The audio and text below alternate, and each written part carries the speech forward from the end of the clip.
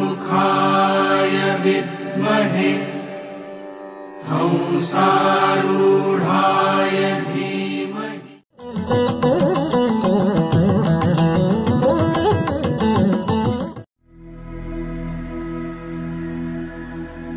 नमस्ते पुण्डरीकाक्ष नमस्ते पुरुषोत्तम नमस्ते सर्वलोकात्मन् नमस्ते।